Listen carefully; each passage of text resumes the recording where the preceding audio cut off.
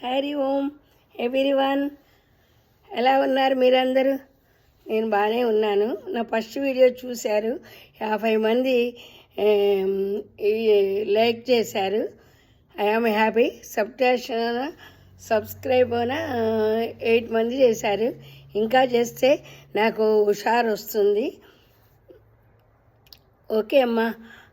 First ఈరోజు తొలి ఏకాదశి పండగ. ఈ రోజు నుంచి పండగలు ప్రారంభమవుతాయి. దక్షిణాయనం ప్రారంభమైంది. విష్ణుమూర్తి శయనిస్తూ మన ప్రార్థన వింటూ ఉంటారు ఈ 4 నెలలు. మనము చక్కగా ప్రార్థన చేసుకోవాలి. ఎందుకంటే ఆషాఢ మాసం ఇది. ఆషాఢ మాసం వర్షాలు పడే టైం కదా, అందుకని క్లైమేట్ మారిపోతుంది. మనకు ఆరోగ్యం కూడా మంచిగా ఉంటుంది. మనము ఓం అన్నాం అనుకోండి, బొడ్డు నుంచి ఊపిరి వచ్చి మనకు ఎంచక ఓం అంటే మనకు అన్ని శరీరంలో భాగాలన్నీ కూడా క్లియర్ అయిపోతాయి. అప్పుడు జలుబులు అవి రావు మాట.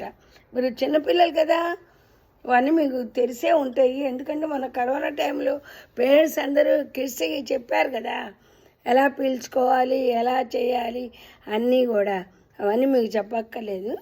సరే అమ్మా, ఇవాళ ఏకాదశి కదా, ఏ దేవుని మనం ప్రార్థించాలి? అందరినీ ప్రార్థించాలి. ఫస్ట్ వినాయకుడిని ప్రార్థిస్తాము. తర్వాత ఇవాళ విష్ణు సహస్రం చదువుకుంటే చాలా మంచిది కదా.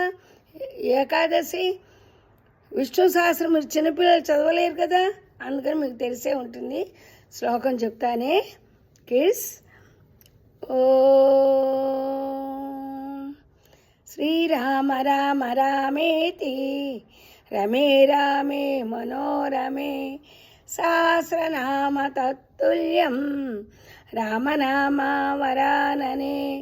శ్రీరామ రామ రామేతి రమే రామే మనోరమే సహస్రనామ తత్తుల్యం రామనామావరాననే.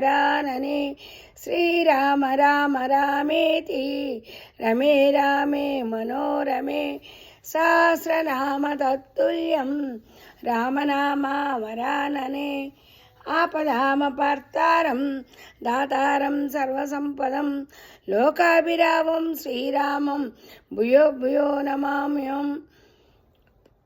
ఈ శ్లోకం చదువుకుంటే 1000 నామాలు చదివించినట్టు. సహస్రం అంటే 1000 నామాలు ఉంటాయి కదా. పార్వతీదేవి శివుణ్ణి అడుగుతుంది, అందరూ చదవలేరు కదా, టైం కావాలి. 90 డేస్లో అందరూ బిజీ. పిల్లల దగ్గర నుంచి పెద్దవాళ్ళు ఏంటి, ముసలోళ్ళు ఏంటి, వయసు వాళ్ళు ఏంటి, అందరూ బిజీ. లైఫ్ ఈజ్ హోప్ కదా ప్రతి వాళ్ళకి. అందుకని అన్నీ చదవలేరు కదా. ఎలాగా అంటే శివుడు పార్వతీదేవి చెప్పాడు ఈ శ్లోకం మాట.